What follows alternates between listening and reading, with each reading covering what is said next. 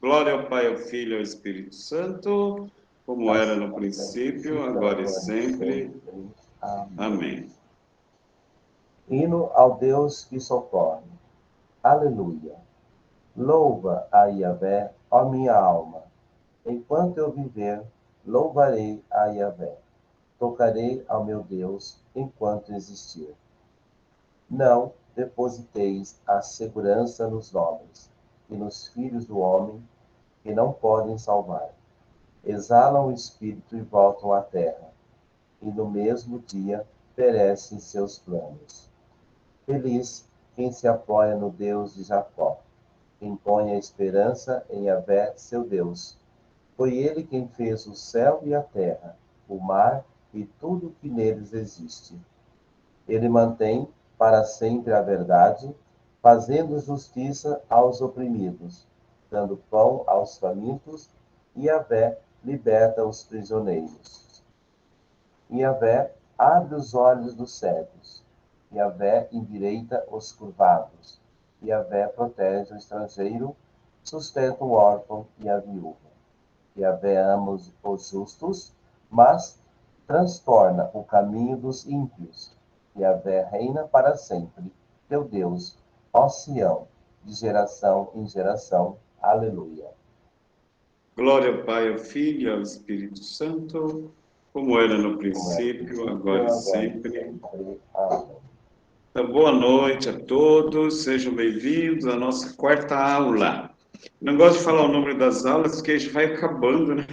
Agora faltam só duas. Então, esse Salmo 146, na Bíblia de Jerusalém, né? Ele vem falar de um Deus que está do lado do oprimido, um Deus que socorre. Lembra na aula passada, nós falamos a viúva, o estrangeiro, o órfão. Não tem como mudar a situação, né? Então, aí vira aquele ditado mineiro, só por Deus. Então, esse salmo vem dizer assim, é Deus que está do lado desse povo.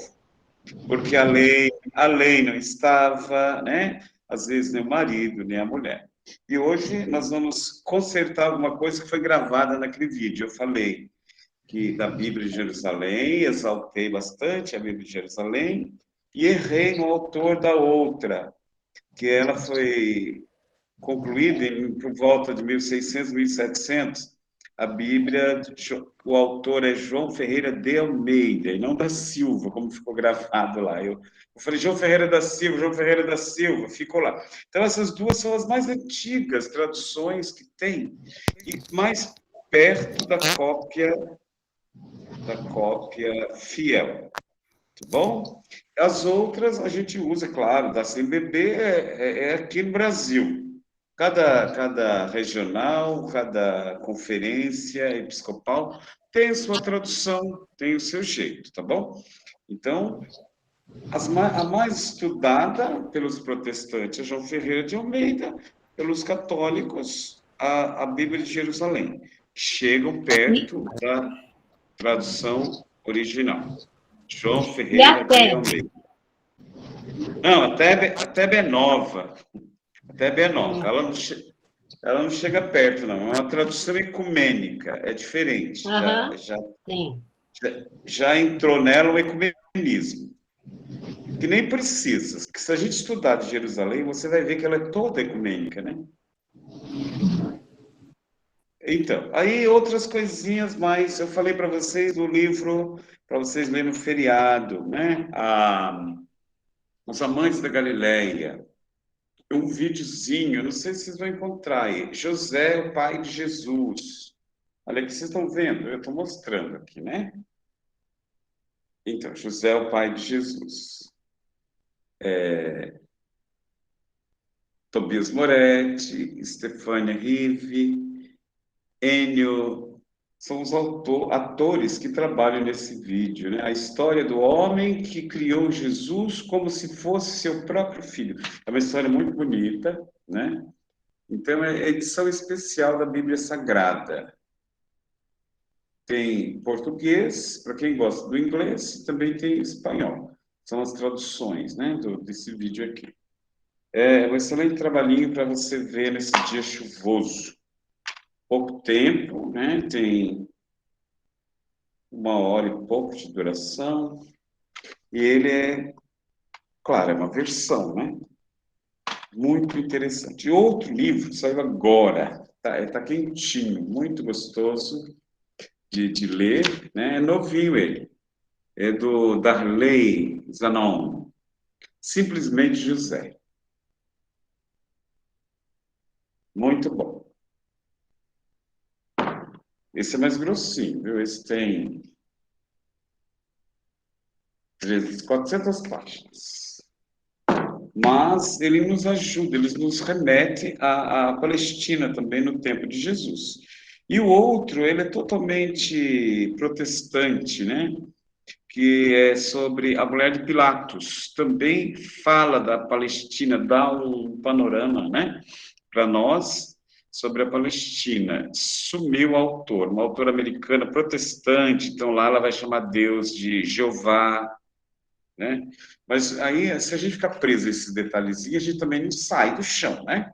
E então, o que é interessante é o diálogo e o que essa jornalista nos coloca, um panorama da situação na época de Jesus. É isso que interessa. Agora, se ela chamou Deus de Jeová, é o Deus dela, entendeu? Mas o conteúdo, o jeito de falar da Palestina é muito importante e ajuda a gente. Então, chama a Mulher de Pilatos. Tem nessas livrarias, é também um livrão grosso, e lê, deixa a fé do lado a hora que você for ler esse livro. Que tem bacanal, tem um monte de tranqueiragem lá dentro. Eu não quero que vocês vejam isso, né? Mas vai ser preciso passar por cenas assim. Mas não fica preso, é que às vezes a gente tem um documentário muito importante, a gente fica preso a um detalhezinho feio e depois só fala aquilo. Então, o livro é interessante para mostrar a história da Palestina, mas tem no meio da narrativa cenas, porque eles faziam isso, era comum em Roma, os grandes festins, né, os bacanais da época, e lá rolava de tudo. Então, se você for ler com uma mente fechada, moralista, você também não cresce, né? Não cresce, mas vai ficar só naquilo. E vai ver esses detalhes que não quero que você veja. Sabe aquele pai falando, não quero que você veja, mas deixa a menina sair à noite sozinha. Vai na festinha, ela vê de tudo. Então, eu estou orientando vocês. Abram a mente e o coração para entender a Palestina. Agora, os outros vai ter que ficar como detalhe. Você já é crescido. Então, hoje nós vamos entrar num tema assim, bem gostoso. Nós vamos falar daqueles grupos, né? Nós já vimos a situação das mulheres, do pobre, do órfão, da viúva, o que Jesus veio fazer naquele meio, o templo. Nós vamos falar do templo de novo, porque não tem como desligar a vida do povo da Palestina do templo. É ali que girava tudo, né? Então, o professor Jair vai me ajudar. Nós vamos para a nossa quarta aula, quarta apresentação do slide, tá bom? Vamos lá. Não, não é assim que começa. Ei, Geraldo. Começa assim, né? Apresentar agora a tela inteira. Clique em cima ali, não sei por que isso complica. Cliquei em cima. Aí, Jair vai me ajudando, ver se já está saindo alguma coisa aí, Jair. Me deixa Então, sim, sozinho. cara, já chegou aqui. Só clica ali na barrinha ali embaixo, ocultar, só para tirar essa barrinha. Ocultar. Aí, beleza. Tudo Ótimo. bem? Então vamos lá. Põe aí, gravando. Então, meus queridos, nossa quarta aula, nós vamos falar dos grupos organizados, não é grupinho que surgia de repente e só para causar, sabe? Como a gente vê hoje, né? De repente eu tenho a turma do contra, a turma disso, daquilo, e você não pode falar nada hoje que você é condenado, está sendo vigiado. Não, esses grupos eram grupos que esperavam o Messias ou que defendiam o projeto, né, o jeito que estava sendo governado. Então, nós vamos ver quem são esse povo que é do lado do governo, contra o governo, rebeldes, e depois vocês fazem análise por si só. Parece com um grupo político de um país que não é o nosso, né? chamado Brasil, que fica lá longe, né? Graças a Deus fica no extremo do Polo Norte. O Brasil que eu estou falando, que os partidos políticos são uma lasqueira, né? Que tem que reorganizar todos. Mas aí você vai tirar as suas conclusões. Nossa, isso aqui parece com esse partido, isso aqui parece com aquele. Né? Os prós, os contras, os que não estão nem um lado nem o outro, o lado do vencedor, ele vai, né? Nunca vai para o lado que perde. E o que é que Jesus tem a ver com tudo isso? Então, eu coloquei ele no Sermão da Montanha, ele com a Eucaristia, né? Claro que ele não levantou desse jeito, né? Com uma patelinha, ele ergueu o pão, mostrou, né? Um pão, não uma rodeirinha, né? Diferente. O matzá é meio quadrado. E é o que ele levantou e mostrou. Matzá, um dia, se Deus quiser, nós vamos fazer a nossa ceia judaica e nós vamos conhecer. Para quem não conhece, o matzá, que é o pão do Shabat. E o Jesus todo tristinho, que está chorando sobre Jerusalém. Olha, eu ensinei capítulo 17 do Evangelho de João, vocês vão ver lá. O Cristo todo triste, igual aquela mãe que orienta, fala para seus filhos e eles não obedecem. Então Jesus está ali, puxa vida, falei tanto, ensinei tanto, e olha que esse povo não está me escutando. Pai, conserva-os na tua graça. Vendo?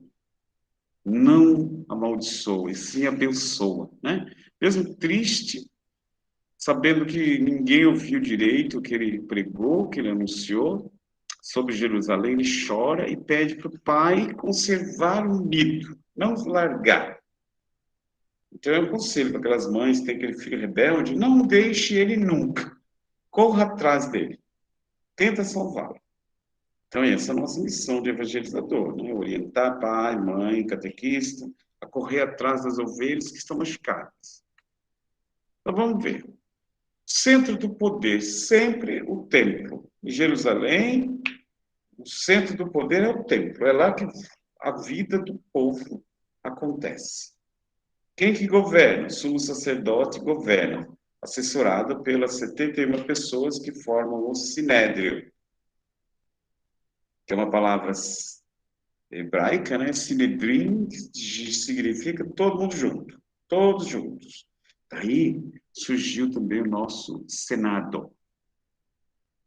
Sinédrio, 71 membros, sacerdotes, anciãos, escribas ou doutores da lei. Já falamos dele, né? Sinédrio é um tribunal supremo. Ele é criminal, ele é político, ele é religioso.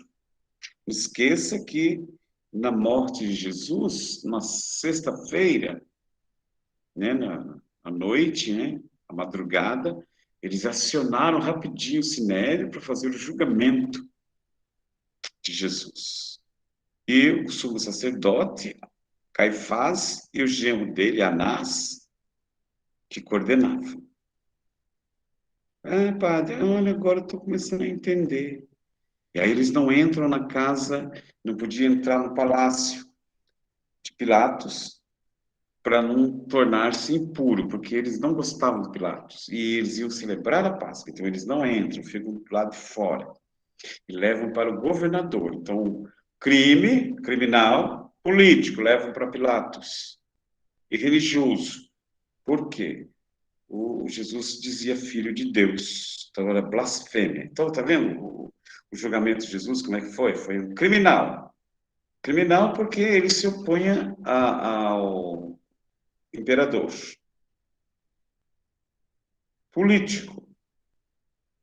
Ele dizia que devia dar a César o que é de César, a Deus o que é de Deus, e não aceitava a corrupção. Virou o templo de ponta cabeça, porque a casa de Deus não podia ser uma casa de troca de favores. E religioso, porque ele diz, naquele mesmo lugar, eu destruo esse templo e construo outro em 3 dias. E ninguém entendeu nada. E, além disso, ele dizia que Deus era o pai dele. Eu sou filho de Deus. Então, era blasfêmia falar que era filho de Deus. Então, outra coisa que acontecia lá no templo, a influência, né,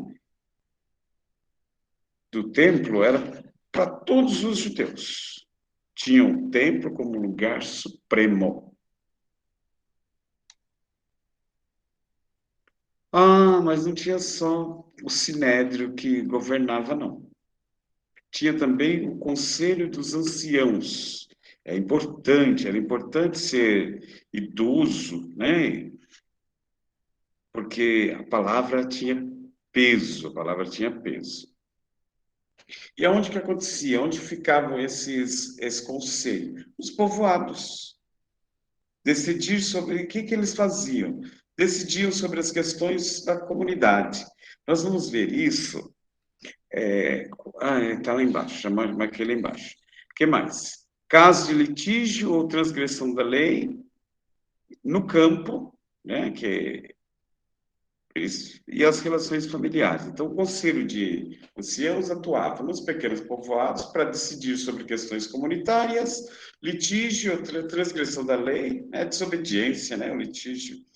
E no campo, as relações das famílias. Acontecia alguma coisa com a família, chamava o Conselho de Anciãos para decidir. E nós vamos ver isso. Eu não trabalho com vocês isso, só dou o ponto hoje. O pai misericordioso, que é o filho pródigo. Na aula que vem, nós vamos trabalhar um pouquinho. Eu vou direto à perícope, eu não vou trabalhar o evangelho de Lucas, vou trabalhar só esse pedacinho, para vocês verem a atuação do conselho. E o que o pai faz para burlar o conselho dos anciãos, porque senão ele ia ficar sem os dois filhos, porque o primeiro transgrediu a lei. A obediência ao pai. O filho tinha que honrar o pai. Pedir a herança, né? Nós vamos falar ainda mais para frente. Pedir a herança significa o quê? Desejar a morte do pai. O filho que desejasse a morte do pai, ele seria entregue ao tribunal, né, ao conselho dos anciãos, julgado e condenado direto. A morte do filho era a pedrada. Matava-se o jovem diante de toda a comunidade para que outros filhos não fizessem o mesmo. Aí você vai sentir entrar no coração do pai. Olha o que o pai fez. O pai dividiu a herança. Quieto. Porque se ele falasse, o filho poderia ser morto. Então aí já começa o amor do pai. Esconder o erro do filho para o filho não ser morto. O filho vai longe. Mas nós vamos trabalhar na aula que vem, tá bom? É só uma pinceladinha. O cego de nascença. Vocês lembram do cego que estava gritando? Jesus, filho de Davi, tem misericórdia de mim, escandaloso. Aí Jesus faz barrinho lá e passa nos olhos dele. E ele sai feliz da vida e contando para todo mundo, mesmo Jesus falando para ele: olha, fica quieto, cala essa matraca, não vai contar para ninguém, fui eu que fiz isso. O bichinho saiu feliz, correndo, gritando e pulando. Quando os saduceus, fariseus, homens da lei viram, falaram: mas aquele não era o cego? É. Será que é ele mesmo ou é parente dele, alguma coisa? Chama o cego, pergunta para ele quem que curou, nós vamos trabalhar depois, tá bom? Aí ele fala assim: não, foi aquele que é o Filho de Deus, ele que me salvou. E vocês não acreditam nele? Ele fala: não, esse não é. Eles queriam detonar com o milagre de Jesus. Então eles ficam falando: não, esse não é, deve ser irmão daquele, tão parecido. Aí vão falar com o pai. Aí entra mais uma vez o conselho do ancião. Para eles procurar o pai desse jovem, eles tinham que estar com o conselho formado. O que eles queriam era destruir Jesus. Aí o conselho ia, Jesus transgrediu a lei. E a mulher adúltera. Os homens pegam a mulher em adultério e levam até Jesus. E quando Jesus fala: quem tiver pecado, atire a primeira pedra, quem sai primeiro? conselho se desmancha. Né? Fala que foi a partir dos mais velhos. Então não tem mais conselho. Se não tem mais conselho, não tem mais transgressão de lei. Mas nós vamos trabalhar isso. Então, Conselho dos Anciãos, nós vamos ver na aula que vem. O pai misericordioso, o cego de nascença, a mulher adúltera, e mais episódios, né? Tomara que dê tempo, sobre a condenação de Jesus, a procura de Jesus, a fuga de Jesus lá para o Horto das Oliveiras, né? Que não foi rezando o Pai Nosso, cantando a nós descer divina luz, que ele foi. Fugir, como é que se foge? Tá bom? Tem gente que não sabe fugir, né? Vai fugir devagarinho, o cara pega. Então, ó, na sociedade do tempo de Jesus, nós podemos distinguir vários grupos. E esses grupos se diferenciam no modo de se relacionar com a política, com a economia e religião. Política, economia e religião. Não se desfaz. É o que faz gerar a vida ali. Mas aí a gente começa a perguntar. Se está gerando vida, está ótimo, está a favor de Deus. Mas se não está gerando vida, está contra o projeto de Deus. Então, política, economia e religião têm grande importância no quadro social da época. Quem são eles? Eu coloquei uma estrela ali. Eu tirei a estrela de Davi, coloquei uma estrela normal. Aí vocês vão fazer a leitura dessa estrela. Quem é essa estrela? Saduceus, escribas, fariseus, zelotas, herodianos, essênios e samaritanos.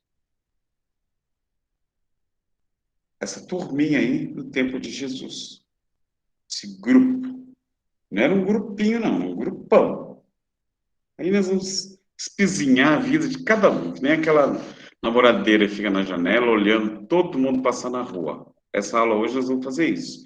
Vamos ficar na janela olhando para a vida dos saduceus, dos escribas, dos fariseus, dos zelotas, herodianos, essênios e samaritanos.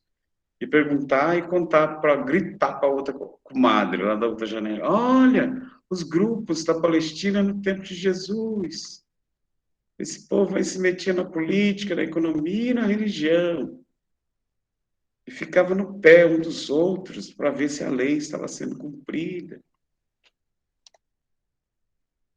Vamos começar a falar dos sacerdotes, que não se mistura com nós padres hoje, e nem o pastor de hoje, nem o sacerdote, nem o pastor, porque senão você vai com essa cabecinha de padre e pastor. Não tem nada a ver com a nossa vida sacerdotal hoje, com os sacerdotes da Palestina. Então, quem eles eram? Oferecer o sacrifício e conservar a parte central do templo. Cuidavam lá do templo, ofereciam sacrifícios. Que sacrifícios eram esses? Matá-los a boi, carneiros, né, que são as ovelhas, né, os cordeiros, pregar as tabuinhas nos bodes, soltar no deserto, que eram os bodes expiatórios, né, nas grandes festas do povo hebreu. Esses sacerdotes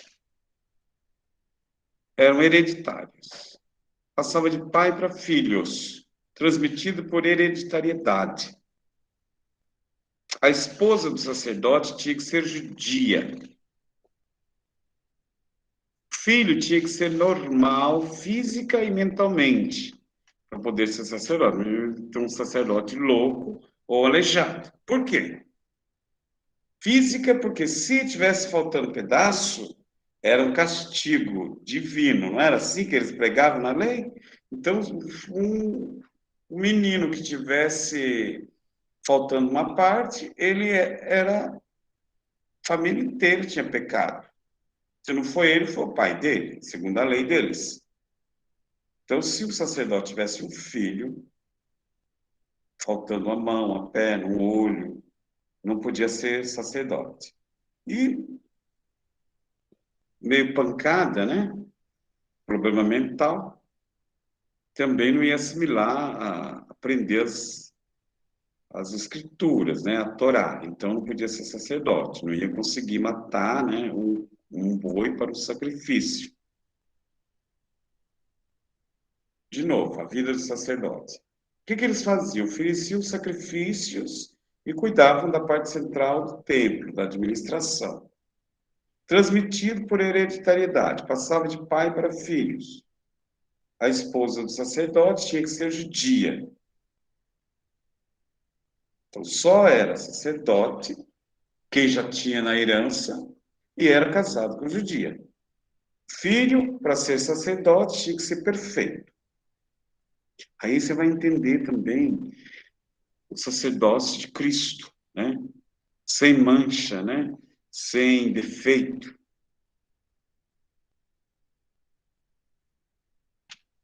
Outro grupo, os levitas. Para que serviam os levitas? Ah, esqueci de falar que os sacerdotes recebiam salários altíssimos. Os levitas prestavam serviço no templo, mas não ganhavam nada. Os levitas já eram da tradição, né, da tribo de Levi, tribo sacerdotal. Está vendo a diferença do outro? Era de tribo, a tribo já era sacerdotal. Mas por causa da confusão no tempo do rei Josias, modificou. Eles ficaram de segunda divisão, sem muita importância, e os sacerdotes substituíram o trabalho dos levitas nas grandes festas, e então eles ficaram trabalhando um tempo ainda, descontentes, porém não abandonaram o templo. Porque nós vamos ver lá na frente, ainda hoje, o que era o templo para eles? Não era só o espaço de serviço, era o lugar onde Deus morava. Então eles trabalhavam ali para Deus, não ganhavam nada, eram divididos em dois grupos, músicos e porteiros. Como sacerdotes, os levitas também exerciam outras profissões. Então eles iam ali no templo para trabalhar, mas podiam ser trabalhar com cerâmica, com curtume, e no dia que ele era escalado, ele ia lá trabalhar. Outra turminha do grupo no tempo de Jesus, os saduceus, formado pelos grandes proprietários de terra e membros da elite sacerdotal. Rejeitavam as doutrinas dos fariseus, que nós vamos ver mais para frente. Quem eram esses fariseus? Então, ó, eles e fariseus já nos davam muito bem por causa da doutrina deles. Eles negavam a ressurreição e o juízo final. E eles que vão brigar lá com Jesus, no episódio da mulher que casou várias vezes, de quem ela seria esposa quando ela morresse. Porque para eles tanto fazia, né? Eles não acreditavam em nada na ressurreição, muito menos no julgamento final. Então eles fazem uma pergunta só para colocar Jesus em xeque. Aí Jesus vai falar para eles o quê? Não, no céu não tem essa preocupação de ter marido, ter esposa. Porque para eles não tinha isso, esse céu. São os maiores colaboradores do Império Romano, conservadores em assuntos religiosos e políticos. Aí eu brinco com a turminha, lá, sabe lá daquele país que fica ao leste do Polo Norte? O Centrão. Eles pareciam gente lá do Centrão, que o Centrão desloca para tudo quanto é canto. E eles deslocavam para tudo. Uma hora estavam os fariseus, outra hora não. Mas vamos ver, será que é isso mesmo? Foram os principais responsáveis pela morte de Jesus. Porque eles estavam onde? O grupo sacerdotal, não esqueçam disso. Agora chegou os fariseus. Quem eram os fariseus?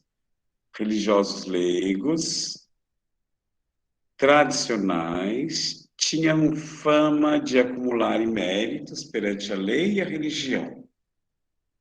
Gostavam de serem bem vistos pelo povo. Parece aquela turminha que vive mungando missa diária. eu tenho que ter missa diária, eu tenho que comungar todo dia. E fala para os outros, né? Além de comungar todo dia, nós também temos. Não precisa ficar falando para aí, né? Essa gente que fala, você não está indo, eu não vi você na missa. Tem aquele cristão de domingo que vai na missa todo dia, aí quando o outro volta, ao invés de perguntar assim, como é que você está? Está tudo bem, né? Senti sua falta. Aí eles falam assim, você não está aparecendo mais, hein? Você sumiu, o que está acontecendo? O que você anda fazendo? Eu vi você lá em tal lugar, não vi na missa. Parece fariseu, né? Mas graças a Deus não existe aqui entre nós, né? O conceito e a prática deles, do jeito que eles tratavam as pessoas, afastava mais o povo de Deus do que traziam. Porque eles viviam julgando.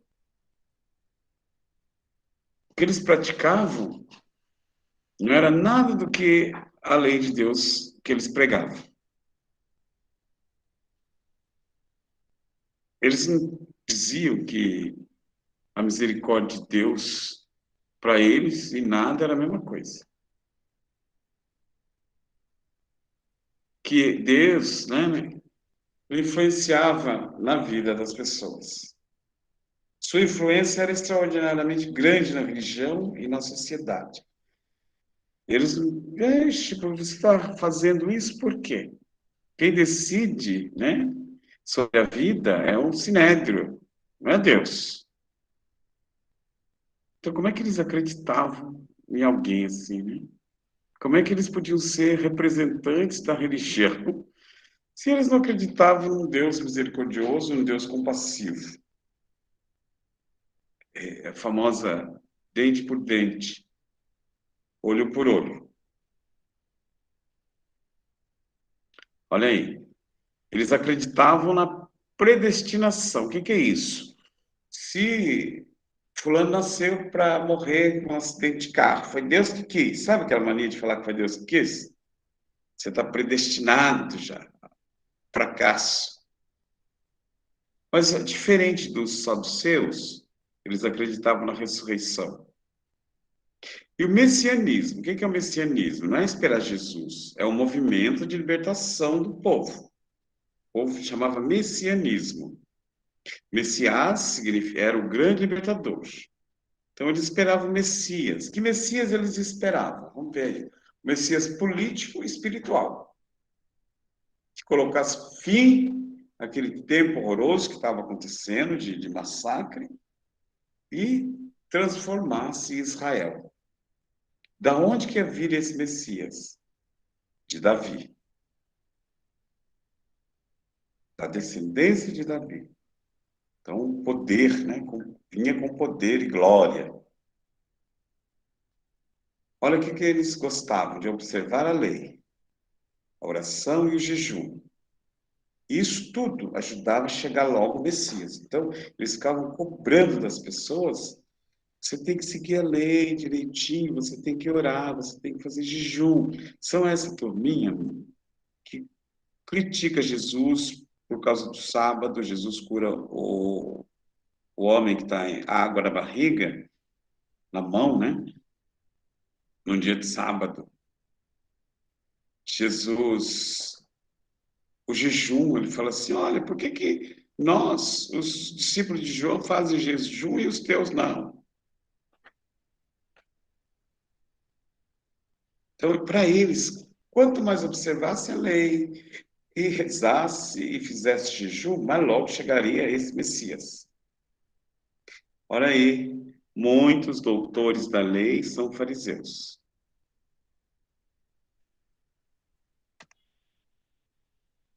Olha os essênios, um outro grupo. Era uma seita de monges que se consideravam eleitos de Deus. Eles se achavam, olha, Gustavo, se achavam o povo de Deus legítimo, pronto para a batalha do dia de Javé. Nós somos os escolhidos, nós é que vamos vencer, porque nós somos vencedores.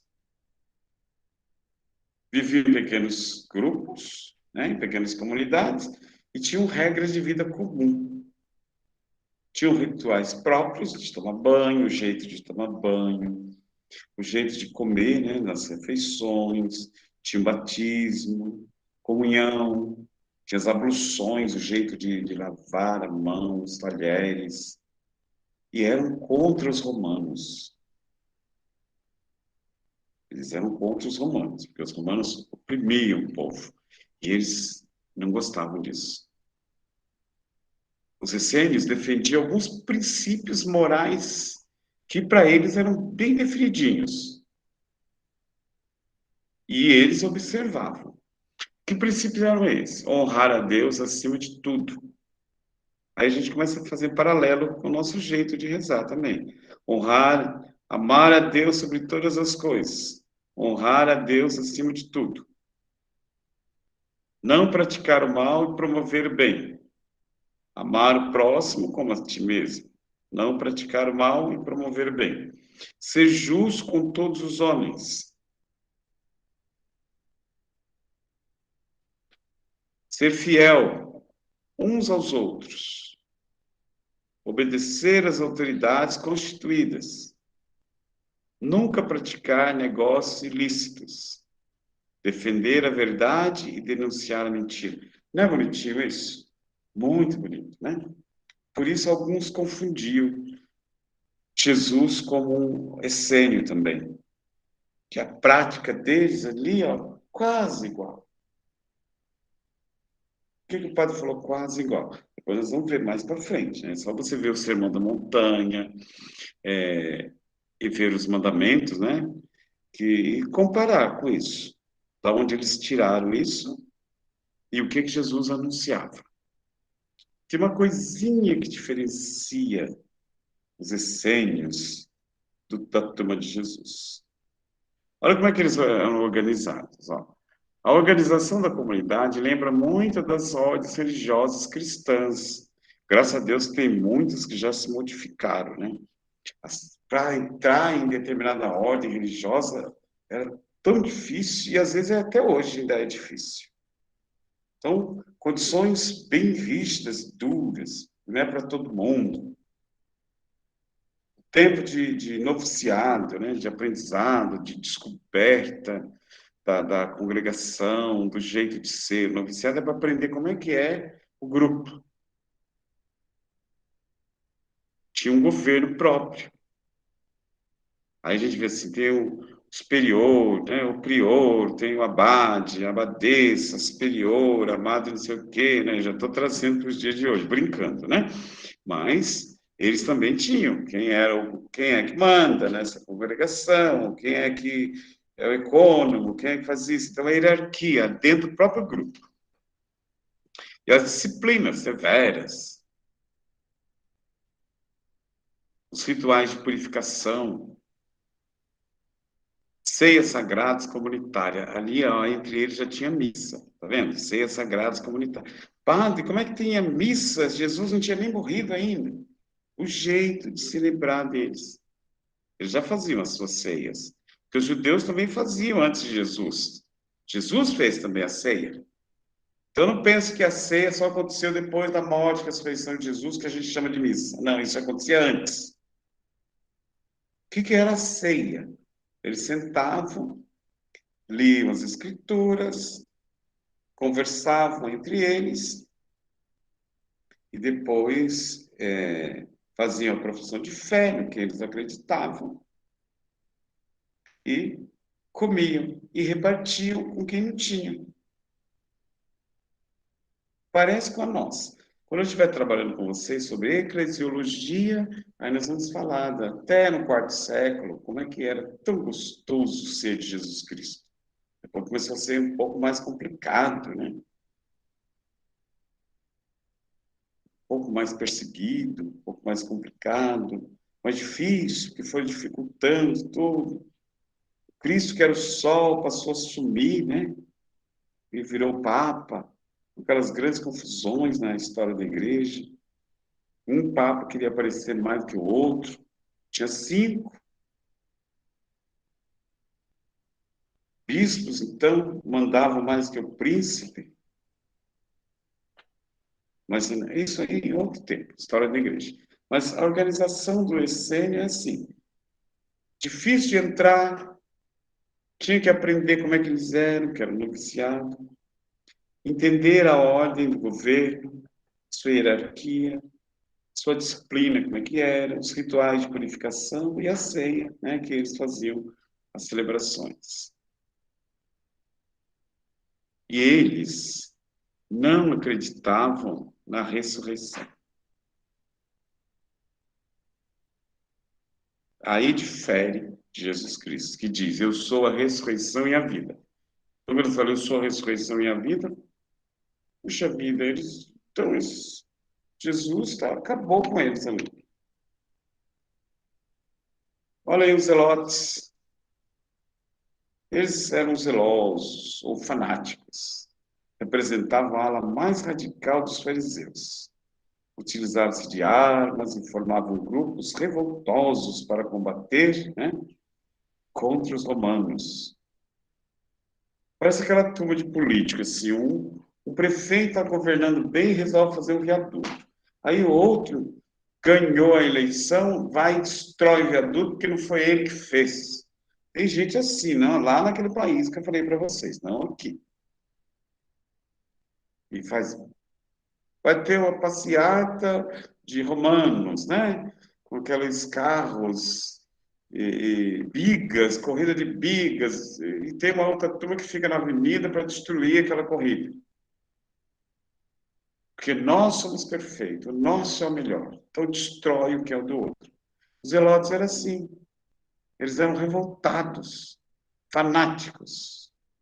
Tinha uns que depois eles não são chamados de zelotes, né? Mas eram os sicários, sicareus, a gente vai ver isso. Eles carregavam uma faquinha dentro da roupa deles. E, vira e mexe, eles armavam as confusões, matavam os outros e sumiam, e deixavam a revolução ali. Quem matou, a confusão ficava armada. E ele saiu no meio dos zelotes, eram os mais fanáticos. Os zelotas eram um grupo dissidente dos fariseus. Ele vem dos pequenos camponeses, da camada mais pobre da sociedade, massacrados por um sistema fiscal impiedoso. Olha de onde surgiu os zelotas. Aquela turminha que era esquecida. Eram nacionalistas, religiosos e nacionalistas, defensores do espaço deles, do lugar de onde eles nasceram. Então, eles não aceitavam nada de Roma, a intervenção romana. Eles odiavam Pilatos, porque Pilatos fazia tudo que Herodes mandava. E ele nem era galileu. Então, eles queriam o quê? Expulsar os romanos. Por isso eram contra Herodes. E partiu para as encrencas para defender Israel. O que eles queriam? Restaurar um estado onde Deus é o único rei. Aí eles se assemelham aos fariseus. Da onde vai sair o movimento, o libertador deles? Da casa de Davi. São reformistas. Como reformistas, o que eles queriam? Voltar ao tempo que eles ficaram de bem, né? Um tempo onde para eles era gostoso, tempo que os juízes governavam, o rei Davi governava, então é isso que eles queriam, a liberdade, não queriam pertencer, ser colônia de Roma. Então eles queriam restabelecer uma situação passada. Ali, ó, se os fariseus tinham uma atitude de resistência passiva, Nós não somos de briga. Os zelotas eram o contrário, da luta armada. Por isso eles eram considerados criminosos e terroristas, perseguidos pelo poder romano.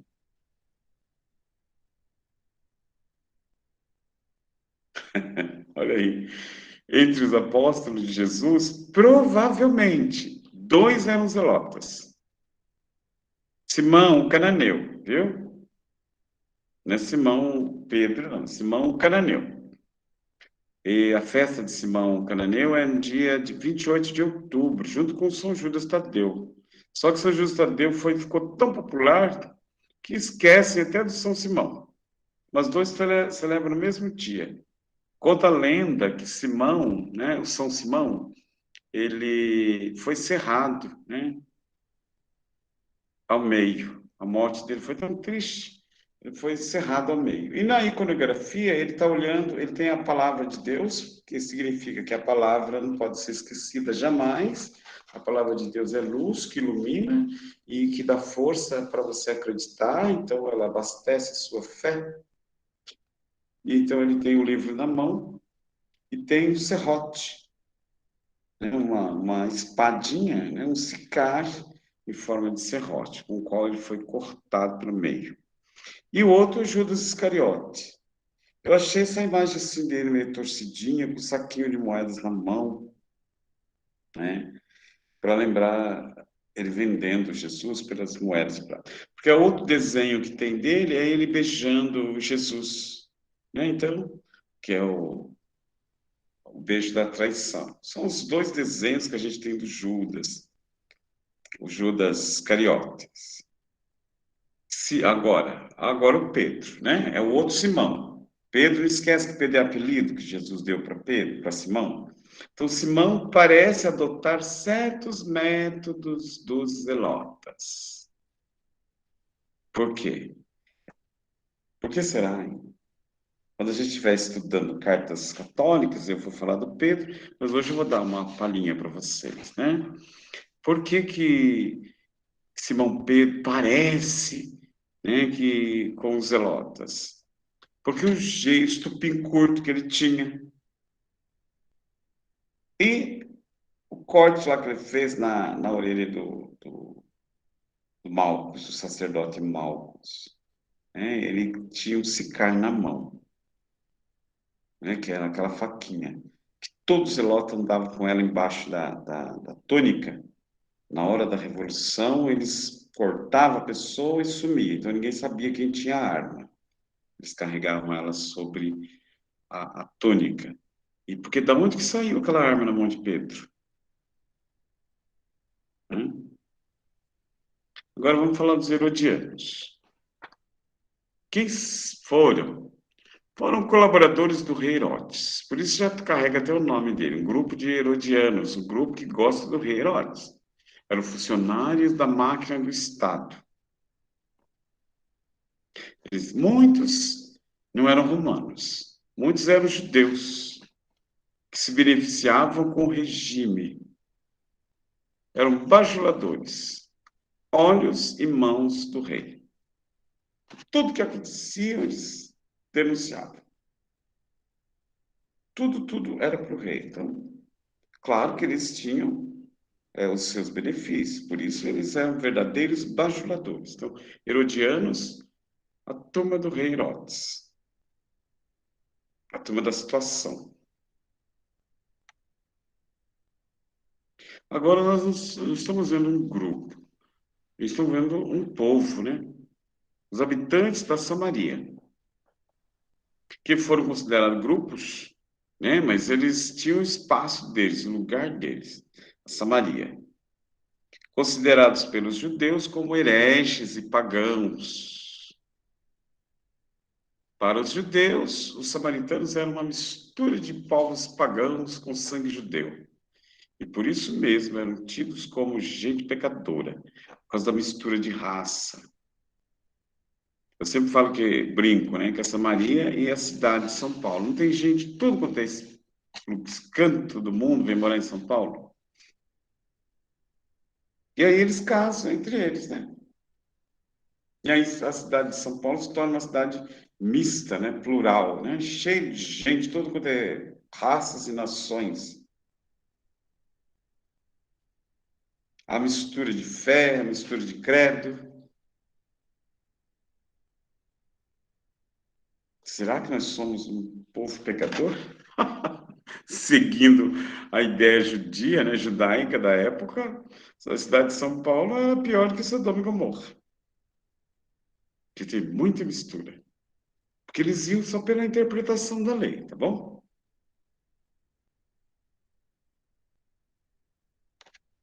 Olha, queridos, a religião naquele tempo, né? O que que era a religião? Religião dos judeus, no tempo de Jesus, ela é centrada em dois polos fundamentais. Quais são eles? Eu coloquei os desenhos no fundo. O templo e a sinagoga. É lá que esses grupos que a gente acabou de ver atuavam. Ou a partir de lá, a partir do templo, a partir da sinagoga. Era o que eles atuavam, acusando, brigando, celebrando, acolhendo as pessoas e ao mesmo tempo sugando o dinheiro delas, maltratando, excluindo. Mais uma vez, eu reafirmo a vocês o quê? O templo é o centro de Israel. Até hoje é assim, todo judeu tem que visitar o templo, passar perto, porque o templo é aberto uma vez por ano só. Mas aí muitos ficam no Muro das Lamentações. O que é o Muro das Lamentações? Um pedaço do primeiro templo que caiu, que destruíram, né? Não é que caiu. Lá se faz esses pedacinhos. Então, para muitos judeus de hoje, tradicional, eles não vão lá no templo novo, porque foi construído logo acima, né? Eles lá embaixo, eles rezam, celebram, cantam, fazem de tudo lá no Muro das Lamentações. O que é o Muro das Lamentações? Um pedaço do templo antigo. É nele que todos os judeus devem se reunir para prestar culto a Deus. Grave bem isso. No templo se presta culto a Deus. No templo habita o Deus único, santo, puro, separado, perfeito. Por natureza, os seres humanos e as coisas são profanos, impuros, banais, imperfeitos. Então, um contraponto na religião e Jesus, né? Jesus vem e diz assim: o humano é a criatura mais bela, é a obra de Deus. Então não tem nada de impureza. Impuro é o que entra em você. O que é imperfeito?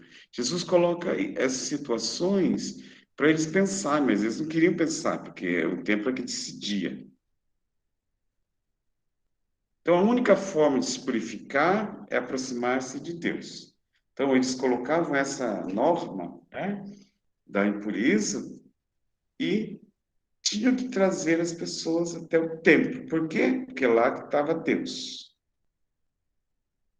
É lá que estava Deus. E aí, quando você chegava, você via um Deus que te explorava com os seus animais de sacrifício. A mulher que não podia entrar, tinha um lugar, o órfão, viúvo, aleijado, cego. Então, que Deus é esse que está aí dentro desse templo? Que exclui. Um Deus excludente. E aí Jesus vem e briga, trava uma briga feia com esses sacerdotes, porque eles legitimavam as leis. Lembra que os sacerdotes governavam com a ajuda do Sinédrio? O que era o Sinédrio? Era o Senado que fazia as leis.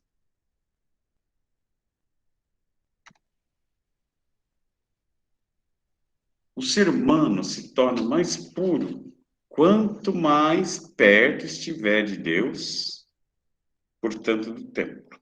Quanto mais distante, mais impuro.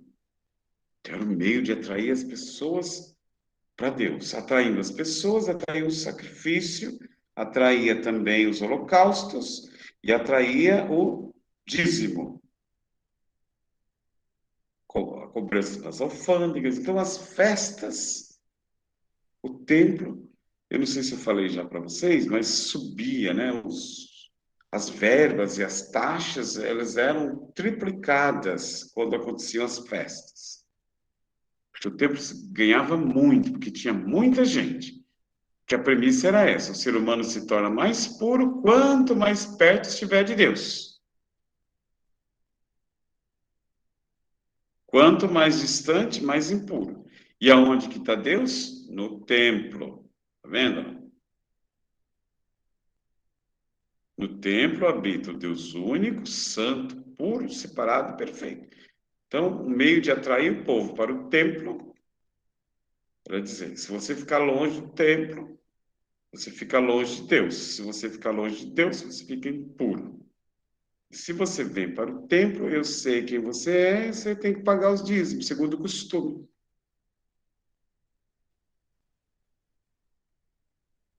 Olha aí. O poder dos sacerdotes na sociedade judaica. São eles que estão mais perto de Deus e, consequentemente, cabe a eles decidir sobre o que é puro e impuro e também o que fazer para se purificar. Porque nós somos sacerdotes, nós vivemos aqui dentro desse templo, então nós estamos mais pertinho de Deus. Então só cabe a nós decidir. Aí vocês vão lembrar qual passagem que Jesus manda ir lá apresentar-se ao sacerdote? Só um volta do meio do caminho. Então, olha que bonito. Ele não reconhece o poder desses sacerdotes, e sim o poder de Deus. Aí Jesus faz uma perguntinha para eles: mas não eram 10 leprosos? Só voltou você? O que aconteceu com os outros? E ele se joga aos pés de Jesus. Então, jogar-se aos pés, reconhecer a grandiosidade de Jesus. Então, ele não precisa de sacerdote para declará-lo puro. E sim, o que Deus fez para ele foi muito mais importante do que ir ao templo. Para ele, ele rejeita também o templo. Quem era ele? E no final diz assim: você é quem? Um samaritano. E quem voltou era um samaritano. Então, essa autoridade do sacerdote sobre o povo acabava legitimando e reforçando o templo. Desculpa. Então, o templo, como era um centro religioso, mais econômico e político, toda vez que ele tinha que legitimar determinado fato, ele ficava muito mais importante. A importância dele. Então, crescia o número de sacerdotes. Todo mundo queria ser. Então, crescia também a revolta. Porque aqueles pobrezinhos, coitado, aleijado, coxo, surdo, mudo, não ia entrar nunca nesse hall. Porque eram todos impuros. O sacerdote não ia olhar para eles, porque uma das coisas era que ele podia ser aleijado, né? Nem doente, né? Coitado, não podia ter nenhuma deficiência para ser sacerdote. Então, eles não iam ganhar nunca o poder. A gente tem que ir olhando esses detalhezinhos. Você lembra que para ser sacerdote, lá atrás, tinha que ser perfeito? Tinha que ser casado com judia? O filho tinha que ser normal? Entre aspas, né? Porque eu não sei qual era o conceito de normalidade para eles. Isso tudo era empecilho para alguém chegar ao posto deles. Por isso ficava ali entre famílias. Porque quando nascia algum deficiente, era abandonado. Era abandonado.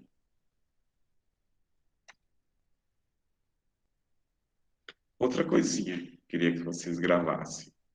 No tempo de Jesus, o templo possui imensas riquezas, porque arrancava do povo. Escravo do povo. A cúpula governamental age a partir daí, né? Do Sinédrio. Sinédrio que manda, que manipula. A casa de oração e ofertas a Deus se torna o quê? Um imenso banco e lugar de poder político. E a religião se torna instrumento de exploração e opressão do povo. Aí você entende agora?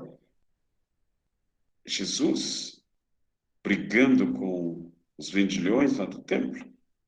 Porque tem católico ainda fala assim, mas que Jesus revoltado era esse. Quer dizer, não entendeu por que Jesus veio, né?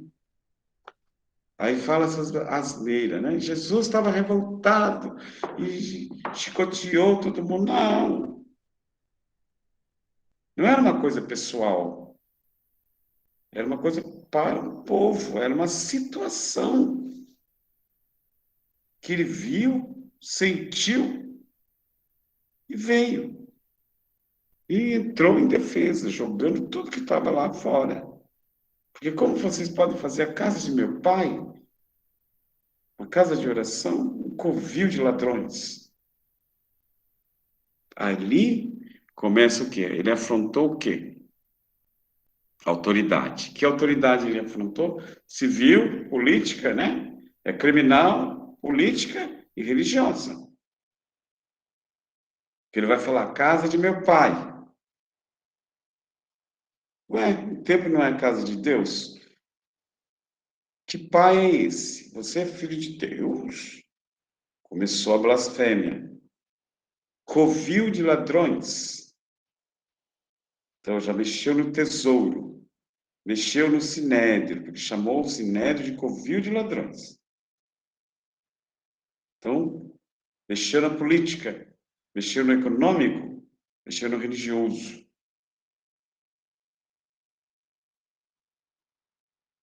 E a religião se torna instrumento de exploração e opressão do povo. E Jesus vem o quê? Eu vim para que todos tenham vida. Que todos tenham. Que todos tenham vida plenamente. É para isso que ele veio. E aí a gente vai entender, né? Se você se amarram pesados fardos, né? Vinde a mim, vós que estáis cansados e aflitos. Eu vos aliviarei. Ai, misericórdia. O que houve?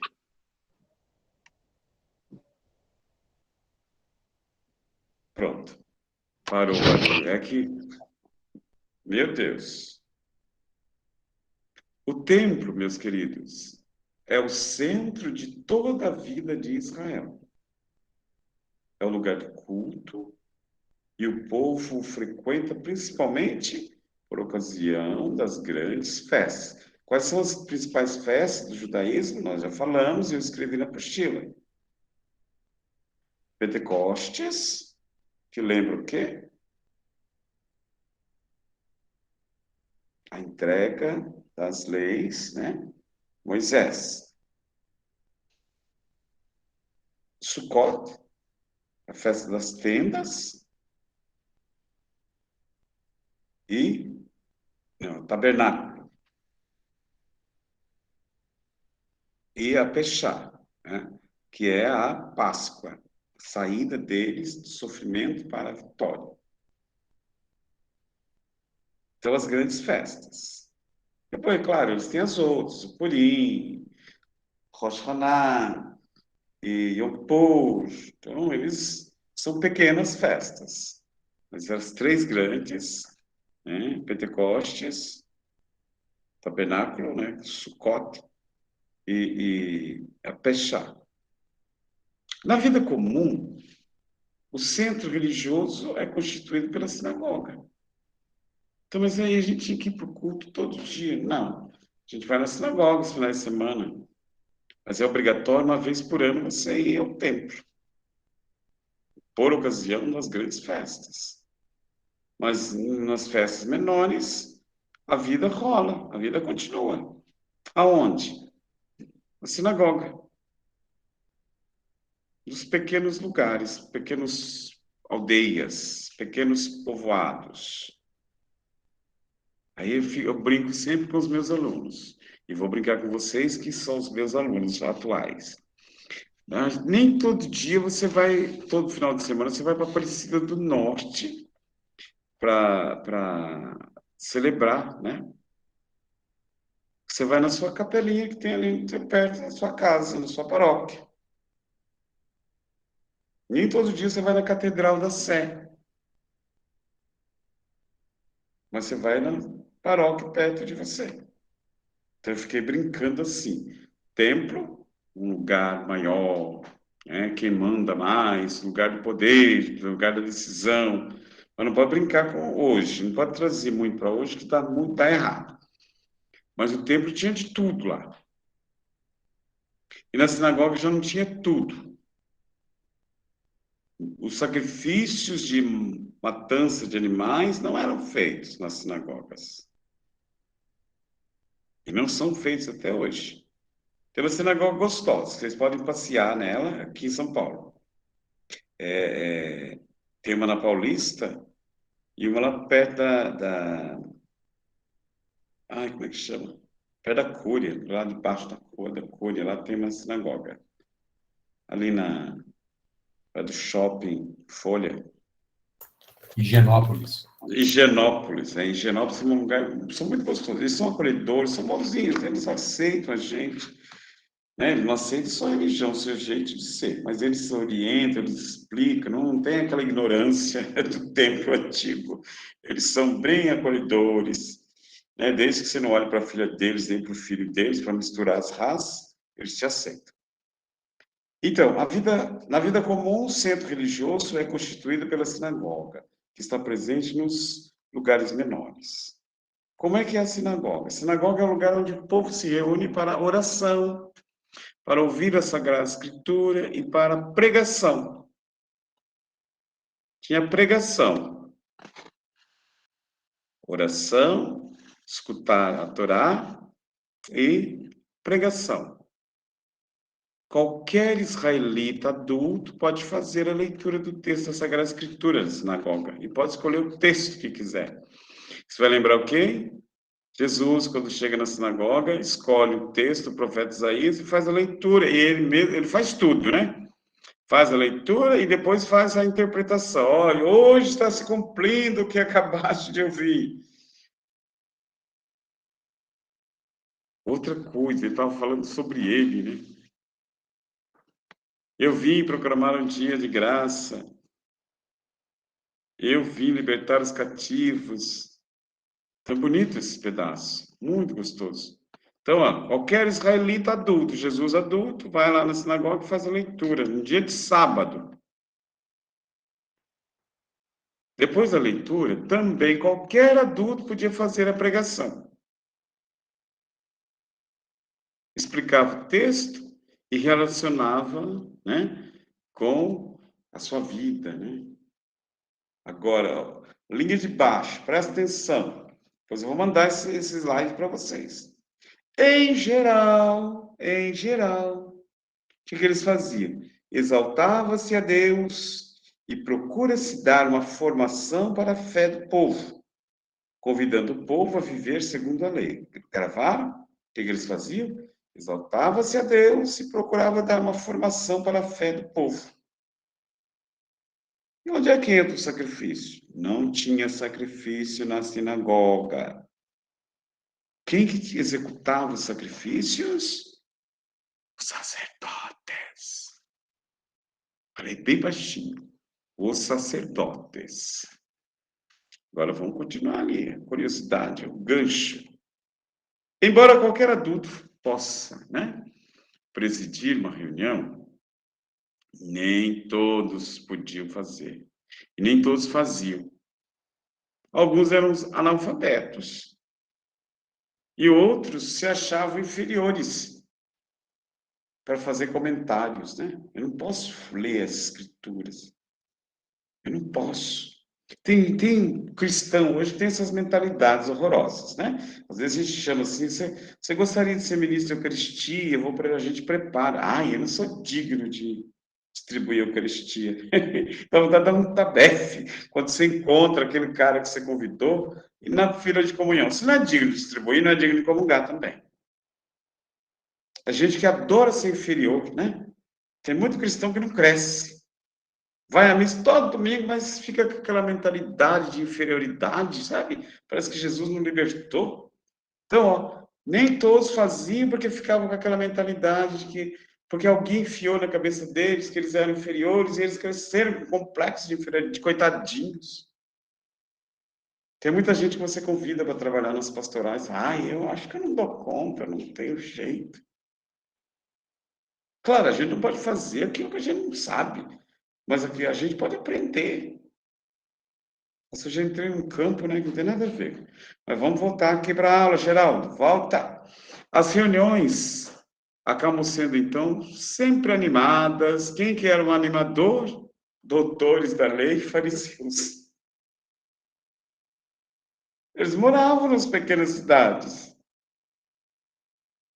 Eles moravam na pequena cidade, então não tinha ninguém, porque era analfabeto. Outra turma, eram influenciados por eles, se sentiam inferiores, então sobrava para eles. Aí o que eles iam lá e faziam? Pregavam, né? Colocavam as ideias deles e alimentavam mais o sentido de inferioridade, de impuro, impuro. Então, olha lá, propagavam suas ideias e aumentavam sua influência sobre o povo, adquirindo prestígio cada vez maior. Nós vamos ver isso, que tinha um grande pregador, inteligentíssimo, importantíssimo, que ajudou Paulo a entender as Escrituras. Você sabe quem é? Sabe. Vou contar agora. Porque até vocês abrirem o microfone, eu esqueço que eu não estou em sala de aula, estou no online. Gamaliel. Um grande pregador nas sinagogas. Entendia da lei, entendia de tudo. Só não era corrupto, como alguns. Então, Paulo teve uma grande formação, um grande professor. Mas aí Paulo também era fariseu. Também tinha ruim. Mas fariseu é gente ruim? Sim, mas pode sair gente boa também de lá. Os zelotes eram gente ruim? Eram, sim, arteiros, danados, briguentos. Mas pode sair gente boa de lá também. Então, a sinagoga, ela pertence à comunidade local. Então, lá lembra os pequenos grupos, né, as comunidadezinhas, as pequenas cidades. Nos povoados menores, ela servia também como escola para jovens e crianças. Quem ia para essas escolas? Meninos ou meninas? 2 minutos para quem abrir o microfone e falar. Meninos ou meninas? Quem ia para a escola? Meninos. Isso aí, parabéns, ganhou 10, já passou. Só meninos podiam estudar. Lembra que as meninas não aprendiam em casa com a mãe para a vida, para a prática da vida, mas não sabiam ler as escrituras. Né? Coitadinhas, eram discriminadas. Então, escola para meninos. Nos centros maiores, olha aí, nas cidades maiores, construíam salas de aula ao lado das salas de reunião. Então, aprendia-se a ler a palavra, porque eles aprendiam a ler nos rolos, pequenos rolos da Torá. É lá que eles aprendiam a leitura. Agora, vamos lá para a capital. Em Jerusalém, algumas sinagogas tinham até hospedarias e instalações sanitárias para os peregrinos. Por quê? Porque no dia das grandes festas, a cidade ficava cheinha, então a sinagoga hospedava.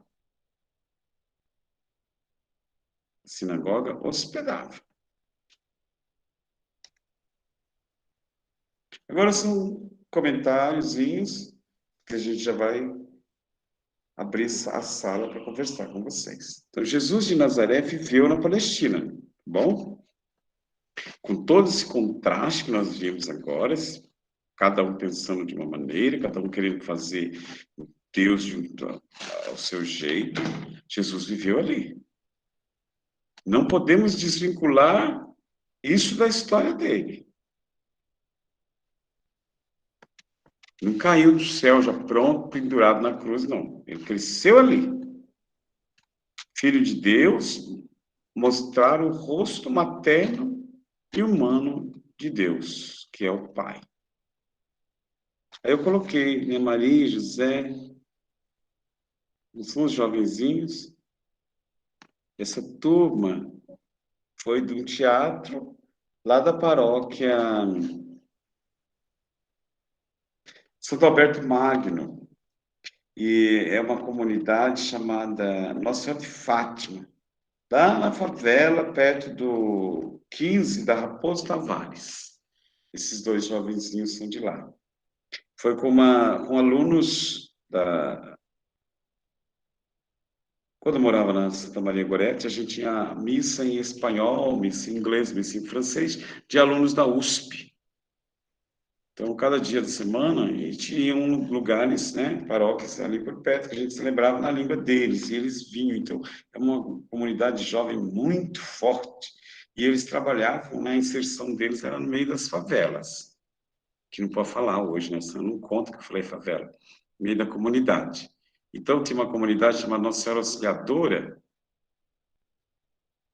ou Nossa Senhora de Fátima, sumiu o nome da Nossa Senhora, e eles prepararam o tambor, né, o tambor, né, o menino do tambor, né, vocês conhecem, aquele canto bonitinho de Natal, um menininho não tinha nada para levar, então montou-se o presépio, as crianças da catequese lá, então ficou bonito num rancho, muito gostoso, eles reproduziram.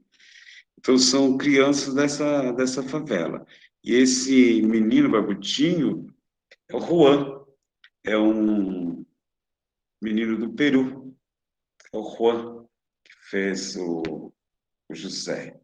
E a menina é de lá mesmo, da favela. Por isso que eu coloquei assim, viradinho pra gente, porque não pode, viu? Senão eles processam. Hoje não pode nada, né? Não pode mais nada, né?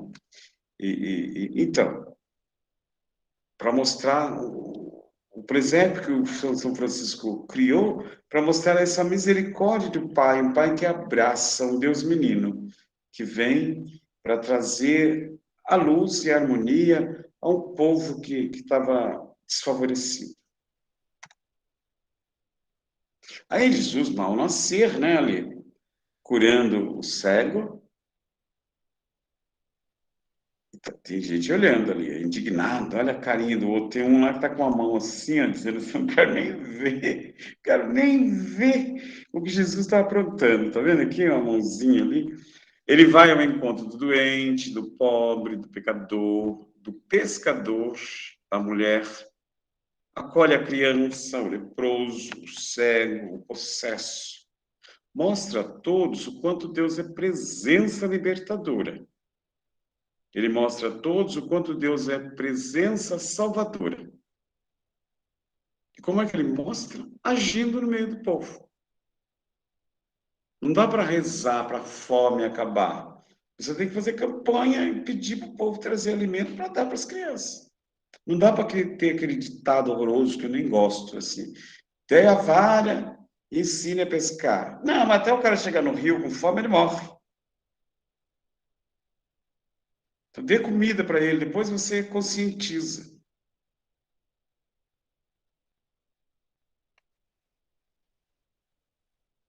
Sua ação, né, a ação de Jesus, né, é movida, e motivada por amor e obediência ao Pai. Eis-me aqui para fazer a tua vontade. E a vontade do Pai é essa, que não se perca nenhum daqueles que Ele me deu. Então, Jesus acredita que o reino de Deus já está instaurado no meio do povo. Por isso ele age e prega essa boa nova. E o que ele pede? Que os seus ouvintes mudem de vida. Que tenham uma abertura de mente. Não só mente, coração também. Conversão, abertura de mente e abertura do coração são atitudes para se viver bem. Parou lá em Jesus? Não, continuou. A prática de Jesus será levada adiante por nós, seus discípulos.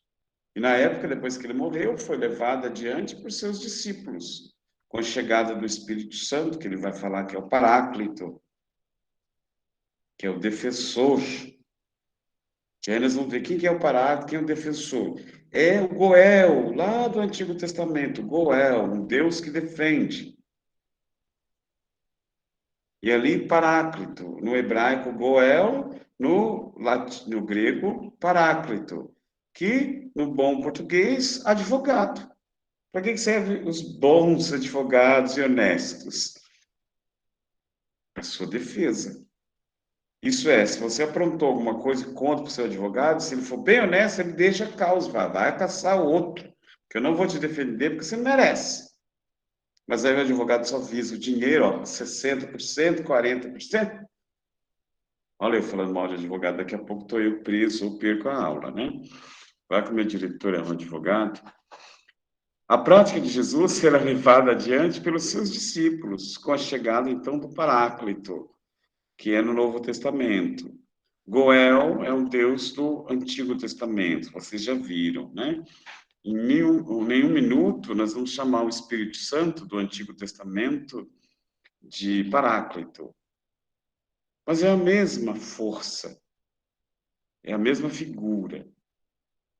Após a morte e ressurreição de Jesus, eles, como Jesus, acolhem o povo, anunciam-lhe boas novas, propõem uma nova história de vida com as comunidades e nas comunidades cristãs. Então, também se misturam a nós. Por isso que nós somos chamados de discípulos missionários.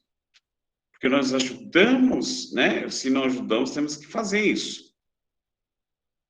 Falar de Jesus Cristo. Propor uma mudança na história. Você está vendo uma história sofrida? Então, por que insistir que o povo deve continuar mesmo? É uma reviravolta, uma mudança. Aonde você vai fazer isso?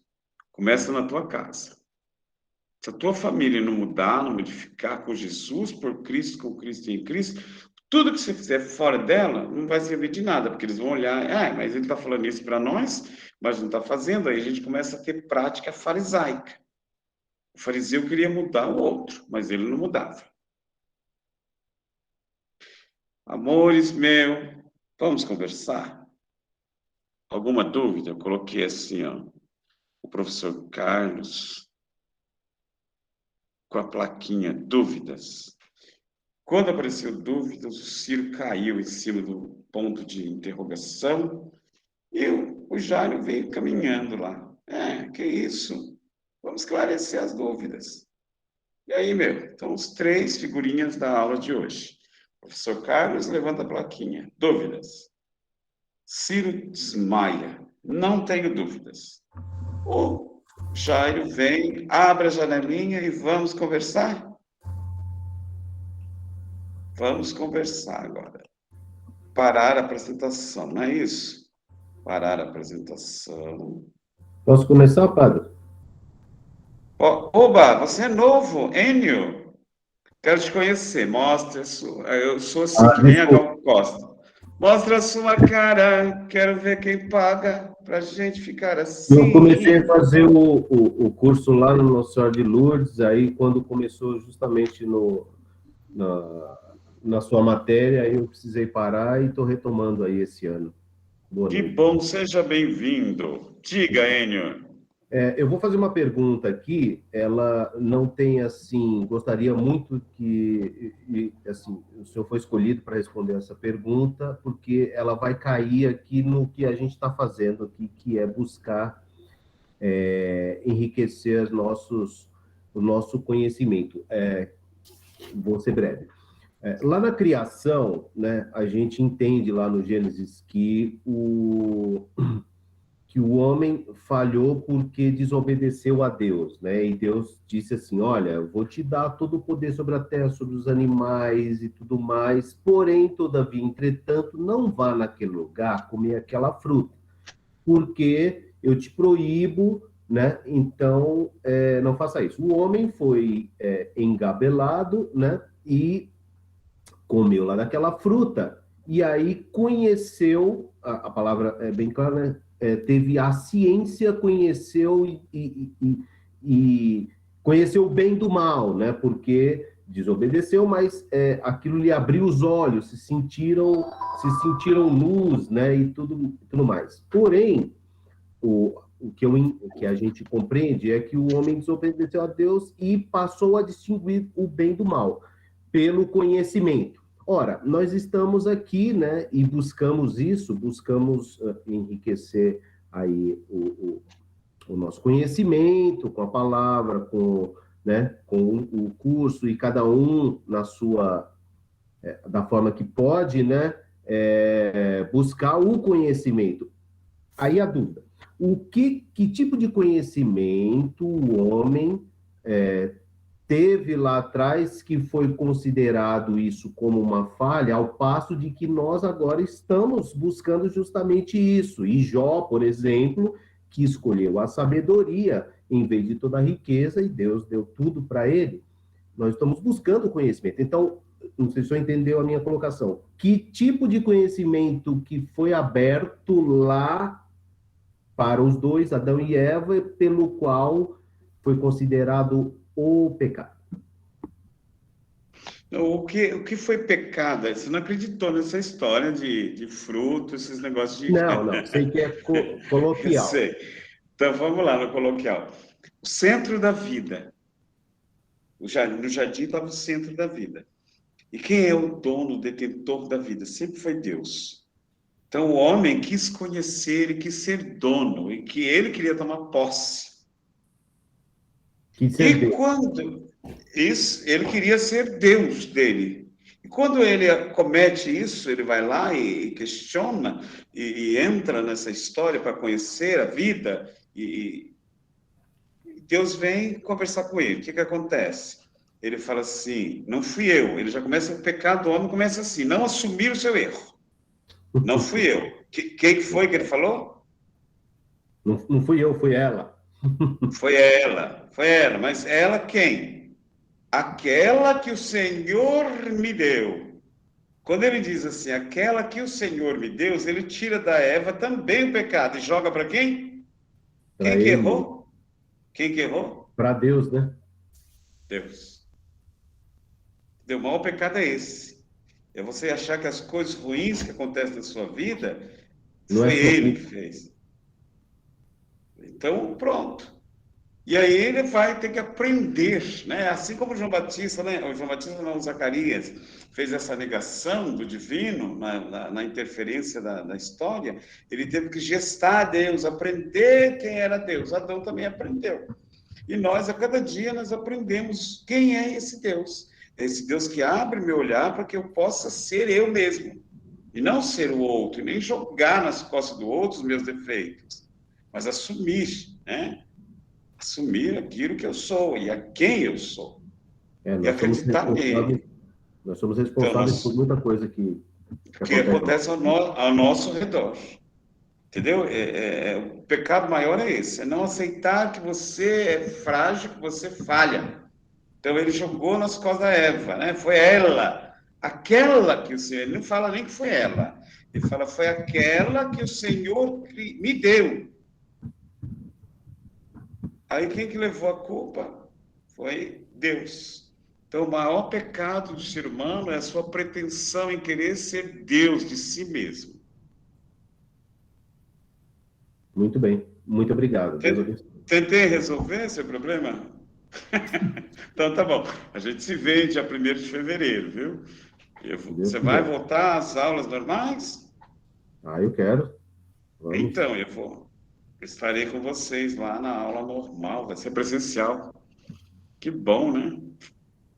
Excelente. Muito obrigado. 1º de fevereiro. Quem mais?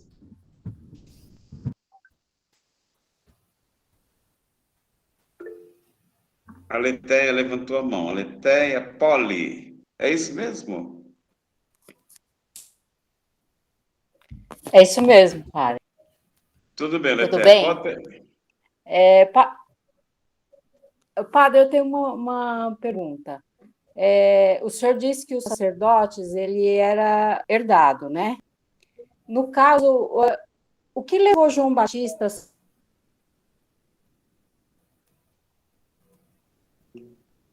Eu não te ouvi, você ficou travada. Ela Você travou ficou... um pouco aí. Travou? Travou? Fala de novo, Aletheia, você travou. Então, a minha O internet que tá levou João ruim. Batista? O que levou João Batista? A se rebelar e não querer ser sacerdote, e ir lá para a montanha fazer sermão lá na montanha. Não, João Batista não tinha nada a ver com sacerdócio, não. Ele não se rebelou contra o sacerdócio, né? Ele rebelou contra o estilo de vida que era pregado, né? A corrupção, o roubo. João Batista ele não foi favorável. Então, ele se rebelou contra a situação opressora do povo. Então, ele fala... E ele conhecia muito bem a lei. Ele dizia assim, se pedir para você uma túnica, dê logo as duas. E ele xinga, e ele vai direto antigamente podia dar nome, né? A quem você xingava. Hoje você é processado, né? Se você xingar o Jairo, porque ele é deputado federal, e falar o Jairo, aquele cachorro, o Jairo te processa. Agora ele não, ele fala assim, ó, vai falar para Pilatos, né? Aquela raposa, que ele não é justo, sabe? O João tinha uma coragem que nós não temos hoje. Hoje a gente fala mal dos outros, esconde a mão. O João falava na cara, ele falava para o soldado, né? Você não pode vir aqui se batizar, não, porque você faz mal para os outros. E se vem alguém corrupto, padre, você pode batizar meu filho? E já vem mostrando um chequinho, lá a gente já olha até no chequinho, sim, pega... Nossa, que batismo gostoso. Pode fazer, sim, não precisa fazer nem curso. A gente já vai direto. Pode ser lá na tua casa. Tem padre assim. Não tem coragem de ter o profetismo de João Batista. Às vezes, nós moramos dentro da igreja, quando a gente vai casar, a gente põe o filho para casar naquela igreja linda, maravilhosa. E ele foi criado ali naquela igreja feinha, que a gente não ajudou a igreja a ficar bonita, e a gente escolhe. Tá vendo quando a gente faz isso? Fulana vai casar lá com o Rosário da Pompeia, quer dizer, passou por cima de toda a formação que ela teve aqui, mas foi casar lá longe. A gente está cheio de cristão assim, que renega o seu espaço, vai buscar beleza, favoritismo. E João Batista não gostava disso, ele era sincerão, sabe que nem criança? Olha, a mãe falou que... mãe, não está guardado doce lá na geladeira? Como é que a senhora falou que não tem? João Batista era a sinceridade, a verdade. É claro, ele tinha um pouquinho de zelota. Mas, padre, eu acho que o que ela quis dizer é porque ele era filho de sacerdote. Isso, né? isso. Então, ele teria, assim, abdicado da hereditariedade. Não. Né? Ele não era filho de sacerdote, não, era filho de levita, né? Não, mas Lembra que Zacarias, né? sacerdote segunda linha okay. não herdava, acho que você não entendeu. Quem herdava era só aquela turminha lá, que é sacerdotes que celebravam, né? E o Zacarias não fazia parte dessa elite, não. Ele era da segunda linha, que celebrava de cada 2 em 2 anos, era uma escala. Ele era daquela turminha que já era da tribo sacerdotal. Então, para eles, tanto fazia. Eles não carregavam isso como um mérito. Eles faziam porque faziam parte daquela linhagem sacerdotal. Mas, mesmo assim, ele exerceu o profetismo dele. Tudo bem? Tudo bem, obrigada, padre. De nada. Estou aberta a mais perguntas. Corre que, 9h30 a gente encerra. Acabou. 9h30. Alessandra levantou a mão. Cadê você, Alessandra? Vamos lá, mostra a sua cara. Quero ver quem paga pra gente ficar assim. Padre, 3 pessoas conhecidas, queria saber se eles pertenciam a algum grupo. Falavam que João, não sei se é verdade, que João Batista seria dos essênios, A minha dúvida também seria, o Barrabás, ele pertencia a algum grupo? Por exemplo, dos Zelotas, não tem nada a ver, ele era só um bandido? O que era E, bandido? Pode ir, continua. aí a outra Não, pessoa, por que no caso, Pedro mesmo, teria alguns costumes dos Zelotas, mas não seria um. porque o Pedro, ele não era, não, ele era pescador. Não tinha, ele tinha o jeito dele, ele era casado, e os essênios, você fala, os zelotas? Os zelotas eram os organizadores da revolta. E ele não tinha tempo para ficar andando, né? No meio do povo fazer revolta. Logo, ele já não era um zelota. Por aí, ele era casado, tinha família, e ele era organizador da, como é que fala? Associação dos Pescadores lá da época. Eu já coloquei associação porque o nome não veio, né? Mas ele cuidava disso. Sindicato. O Sindicato dos Pescadores. Sindicato, o negócio piorou mais ainda. Mas era mais ou menos isso. Ele era o coordenador lá, junto com João, Tiago e André. Então, eles não tinham tempo para ficar saindo para o meio do povo para a revolta. Então, ele não era. Para isso, Uma ele liderança era na líder. comunidade. Ele era um líder dos pescadores. E eles emprestavam barcos, alugavam barcos para a pesca. Não esqueça disso, eles tinham barcos. Tinham vários pescadores, mas nem todos tinham barco. Então, eles alugavam barcos. Então, por aí a gente vai descartando por analogia. Eles não têm, então, não tinha tempo de ficar no meio do povo causando revolta. Porque os zelotas, eles caminhavam no meio das passeatas e ali eles revoltavam. Né?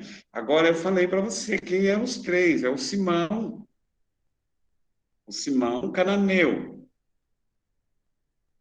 Porque a questão de organizar a fé, eles queriam uma fé organizada. Os zelotes eram zelosos perante a lei, perante Deus, e não se conformavam com os romanos que destruíam, que oprimiam. Por isso que eles eram briguentos. Só que eles eram Barrabás briguentos. era? O Barrabás não fala nada antes dele. Tem um livro bonito que fala, ele era um desertor, né? Era um Robin Hood da época. Por isso ele foi preso. Né, o Barrabás. Porque só cita Barrabás no julgamento, né? No julgamento. E era comum, na época, soltar um bandido que era contrário à lei e à religião, mas não podia ser político, um bandido político. Então, eles trocaram um bandido contra a religião e que roubava, que era o Barrabás, por um bandido político. Então, é melhor prender e matar o político e deixar o outro solto. Olha aí, faça essa leitura. E aí mataram Jesus, porque Jesus revolucionava de dentro a fora. E o Barrabás catava de um lugar para levar para o outro. É diferente. E o E João outro, Batista poderia o ser João um Batista, essênio? característica só, ele não era essênio porque ele pregava o batismo lá no Rio Jordão e não vivia em comunidade, ele vivia sozinho. Mas seus pais Ele, seriam? ele era um monge eremita. Zacarias também não era essênio, não, nem Zacarias, e ele era casado, entendeu? Os essênios não eram casados. Uhum. Eu esqueci de falar, né, que o essênio não era casado, por isso que você perguntou. Senão você já descartava logo. Zacarias era monges, os essênios eram monges, homens que saíam do meio do povo revoltado com o jeito que eles tratavam Deus e a lei que oprimia, porque faziam mal para o próximo, e eles não gostavam disso, então ficavam à margem. E eles ficaram lá perto do Mar Morto. É um lugar muito gostoso. Tem um hotel lá, bonito. Quando você for para lá, fica lá uns 2 dias. Tem uma biblioteca enorme, cheia de potinhos de barro. Eles trabalhavam muito com cerâmica, porque eles mesmos faziam, tinha os copistas que estudavam a Torá. Copiavam a Torá, estudavam a Torá e guardavam a inteligência deles, e guardavam dentro dos potinhos. Eles fabricavam suas próprias comidas, porque eles não compravam aquilo que era ilícito. Então, eles fabricavam a sua própria comida. A comunidade sobrevivia. Que nem alguns mosteiros hoje. Tem algumas casas religiosas que elas produzem pão, né, irmãs? As irmãs fazem os seus próprios pães, costuram os seus hábitos. Tem lugares que tinham lã lá na Itália, faziam as lãs, faziam suas roupas, né? Para não depender do que vinha para eles alguns ilícitos. E eles chamavam de impuros. Que algumas coisas vinham à custa de sofrimento de outros. Então, eles construíam o que era deles. Era uma comunidade de irmãos, homens, que acreditavam, né, que a pessoa não morria, ia para um espaço e buscando a purificação. Por isso, essênio, os puros. Contradizia a Jesus, que dizia que eu sou a ressurreição e a vida. Mais uma pergunta, Alessandra? Obrigada, pai. De nada, pode perguntar. Estou aqui para ajudar. Tá bom. Tapioca tá bem? Tapioca tá para lá. Eu tranquei a porta, senão ele quer dar aula no meu lugar. Daqui a pouco o Jair contrata ele e eu fico sem minha aula. Ele está em avaliação, viu? Ele mandou um currículo aqui já. Eu vou mandar. Ele já tem 2 pontos. A Alessandra gosta dele. Rosana, professor Tapioca. Vocês querem ver o Tapioca? Vou chamá-lo. Alessandra, você provocou ele, tá vendo?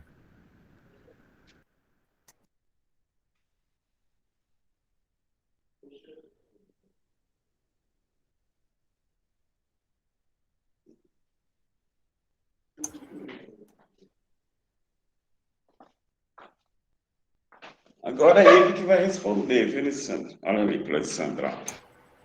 Que Olha lá, coisa Alessandra. linda. Ô, Alessandra. Tá bom para Alessandra? Olha, Alessandra. Não. Vai te dar um beijinho. Deixa eu dar um beijinho. Eu quero comer o microfone. Olha lá. Olha o Jair. Olha ali. Ó. Oi. Vai embora agora, vai. Agora ele não vai mais. Ô, padre, antes de você responder aqui para a Ana Beatriz, que levantou a mão, acho que Janete, é isso? Janete, olha só, o que o padre falou da aula presencial, mas era em outra unidade, na Nossa Senhora de Lourdes. A nossa aqui não tem como ser presencial, né? Tá bom. Não. Tem gente de tudo quanto é canto aqui, não tem nem como, tá bom? Então fica tranquilo. Até o final será nesse formato. Quem sabe, né? Depois a gente ajunta no final do curso em algum lugar aí, né? Lugar mais longe. Eu quero ir lá para o Pará, né? Onde está o Manuel. Vamos lá fazer uma missa lá. Vamos fazer uma missa lá. Ana Beatriz, vamos lá. Opa. Oi. Agora eu estou com som. O padre, assim, fazendo uma analogia em relação aos judeus da época do tempo de Jesus e hoje, né? É que na realidade a gente percebe que os judeus eram um povo tremendamente eclético. Era tudo considerado judeu, mas zilhões de estilos de vida e filosofias de vida diferentes. Hoje também a gente tem um pouco disso, mas eles acham que tem um pouco mais de unidade, coerência, apesar que tem os ortodoxos, por exemplo, aqueles caras mais radicais também. Mas essa mistura se perpetua ou não? É isso que eu queria dizer, assim, puxando de lá para hoje, né? Daquela época para hoje.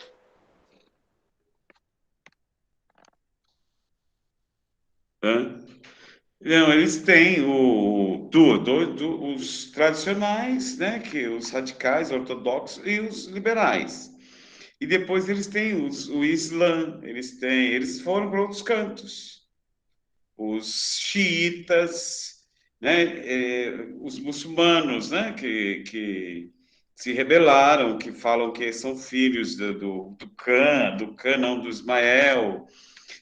são judeus também, que criaram um jeito diferenciado de viver, né? E alguns radicalistas, os xiitas, são briguentos, a questão deles é o Estado, né? Quanto mais terra, melhor.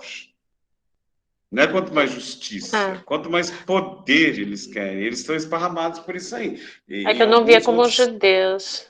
Eu realmente não os via como judeus, realmente, mas tem sentido.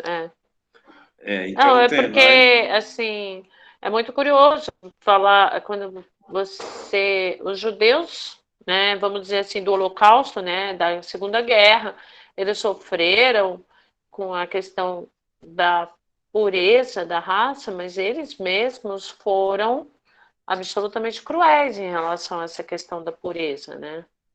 Foram, eles sofreram bastante, não justificando o Holocausto, né? Mas eles vêm com a lei, né? Só que para eles é religioso. E a questão do Holocausto foi bem político. Político horrível, né? Horrível. Não se matam o outro por causa de raça. Meu Deus, nunca. Agora, o radicalismo deles, além de ser institucional, é religioso. A questão da mulher. Aí você vai ver assim, o que diferenciou? Você vai para a mulher muçulmana, é a burca, ela não pode mostrar o cabelo do mesmo jeito. A questão da impureza, ela não se atreve a nada, as meninas são vendidas pequenininhas, tá vendo? Toda aquela prática que a gente falou do judaísmo lá, eles usam com mais radicalidade ainda no muçulmanismo, né? Uma parcela dos muçulmanos também, né? Que também os muçulmanos há várias correntes, né? Tem muitos gostosos, os quibes da vida, as esfirras, são ótimos, as Coca-Cola, né? Que é um domínio deles. Fala, Jairo. Então, não, assim como tem cristãos e cristãos, católicos e católicos, Mônica e eu participávamos de um grupo chamado Família Abrâmica, né? Então, tinham casais católicos, casais judeus e casais muçulmanos. E os judeus absolutamente liberais, tanto é que as mulheres, elas não sabiam cozinhar kosher, por exemplo, né? Kosher é aquela lei da pureza na alimentação, para quem não sabe. Então, elas são das minhas. Não comiam feijoada, obviamente, nem camarão, mas elas não sabiam preparar ou melhor, elas não faziam eu falo elas, mas essa linha não faz questão de ser kosher os alimentos, né? Aquela coisa do rabino ficar rezando, ficar verificando se tem sangue no ovo, essas coisas todas. Enquanto as muçulmanas, as mulheres muçulmanas, elas eram estudadas, eram todas graduadas ou doutoras, tinha professora de física, tinha professora de línguas, tinha uma química, tinha farmacêutica. É verdade que elas eram turcas, né? Muçulmanas da Turquia. A Turquia é um pouco mais, apesar de agora com Erdogan lá, mas eles eram mais liberais. Então, esse muçulmano turco, ele é um pouco mais aberto. Elas não têm problema de ficar escondendo cabelos, elas não usavam nenhum tipo de vestimenta diferente. Algumas usavam um tipo de um lenço, né? Mas era só um lenço, não tinha aquela coisa de se esconder tudo, não. Mas eles comiam halal. Halal é semelhante ao kosher do judeu, né? Tanto é que sempre terminava com algum almoço, algum lanche sim, elas que ficavam encarregadas de preparar a parte de carnes, porque os muçulmanos ali, os turcos, faziam questão. E aí nós perguntamos, como é que vocês conseguem ter esse produto que no Brasil nós contratavam 2 ou 3 frigoríficos que tinham a forma correta lá de abater, né, a ave e o animal para poder preparar o alimento halal. Então é isso. Então a gente tem que tomar cuidado quando a gente radicaliza assim, como quem é só do cristão, mas cristão você sabe que tem uma imensidão assim como tem no budismo, assim como tem no Islã, assim como tem em outras tantas, né? É isso que eu ia falar, a gente tem que olhar para a nossa própria igreja, na diversidade que temos nós, de extremos nos dois aspectos também, né? A religião é curiosa. Exatamente. Eu conheço, em Itajubá tem um frigorífico que abate animais para os muçulmanos, e eles escolhem o boi, né, como é tratado, acompanha, depois vão lá e fazem orações, tudo antes, depois tem o jeito de abater. Eu já fui lá, é uma novela, o dia todo só com eles. O Ciro quer falar um pouquinho também. Vamos lá, Ciro, nos ajude.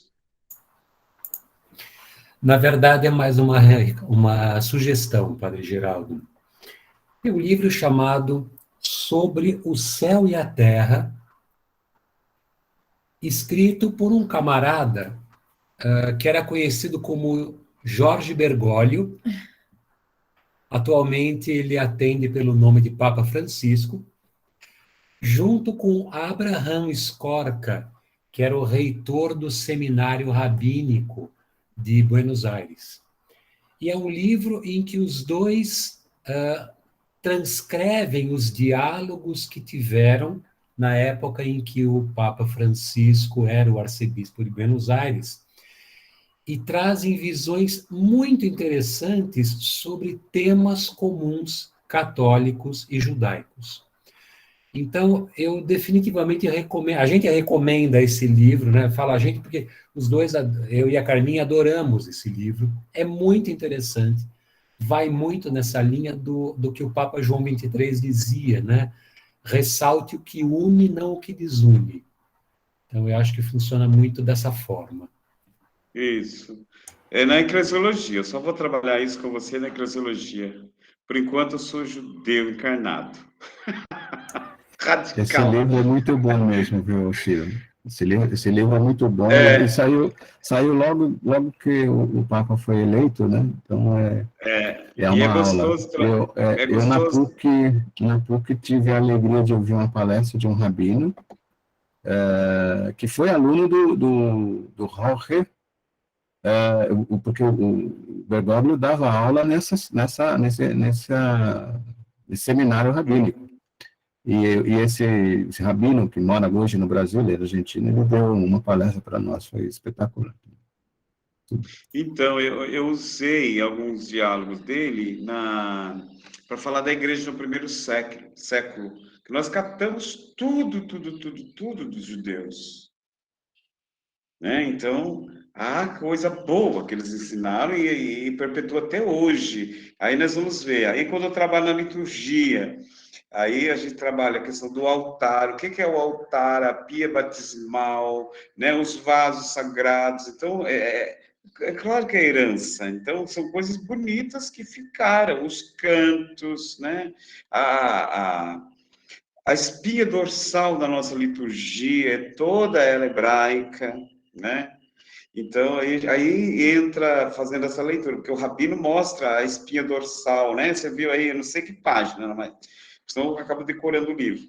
Mas o raiar do dia, o jeito de celebrar, né?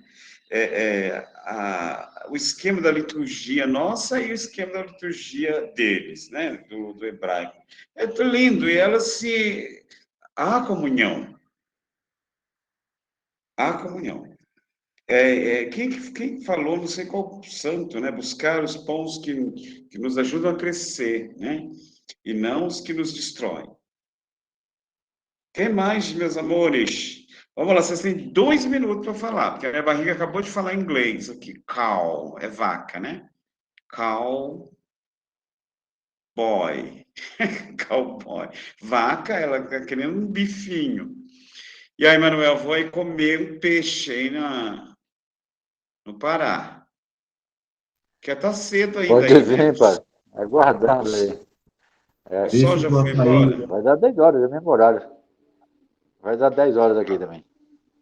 Não, mas o sol ainda está brilhando ainda. Quem mais? Mais acima ainda. Oi. Maria de Luz ficou tão quietinha, Maria de Luz. Vamos falar. Tá tudo Aproveita bem? porque só tem mais 2 aulas, hein? Depois dessa daqui, só mais 2, hein?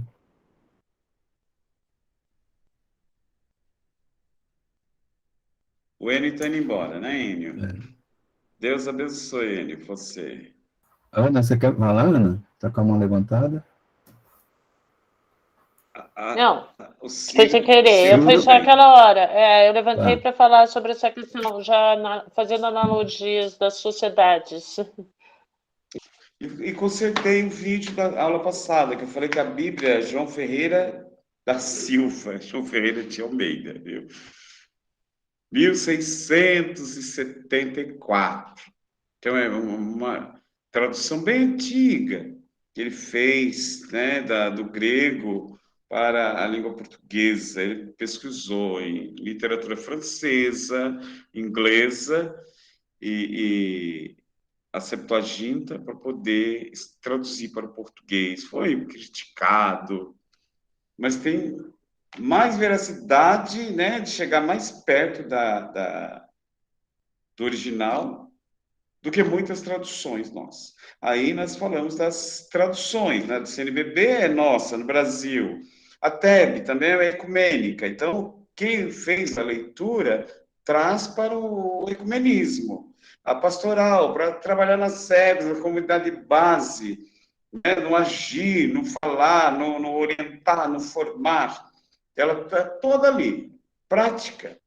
Da Ave Maria, para você louvar, cantar, pular, sair do chão. Então, ela já vem prontinha para você rezar. A do Peregrino, eu gosto da do Peregrino. Eu falei agora, pessoal, eu gosto dela, porque ela tem muito rodapé, muita coisa gostosa que me interessa. Então, às vezes eu descubro uma palavrinha, eu vou lá para o rodapé, estudo, copio, anoto. Então, ela é bem explicadinha. Então, a verdinha. E a azul, que é a TEB, e tem o quê? De Aparecida. Ultimamente eu estou lendo muito Aparecida, porque tem uma letra tamanho 20, eu preciso de óculos. Tem uma que é tamanho grande. Essa para mim está ótima, eu não gosto de óculos. Eu tenho que usar, então tenho já uma de Aparecida. E eu comprei uma bem grandona de Jerusalém, também, que já vem com a letrona grande, tem como carregar, ela é maior do que eu, a Bíblia. Então, meus amores, colocações finais. Padre Ciro, Padre Jairo. Chega. Boa noite, obrigado pela presença. Eu quero pedir desculpas que acabou a energia aqui, ficou picotando. Aí eu tive que entrar pelo celular, aí foi um perrengue. Boa noite. Boa noite a todos. Boa noite. Boa noite. Boa noite. Boa noite. Boa noite. Boa noite a todos. Tchau.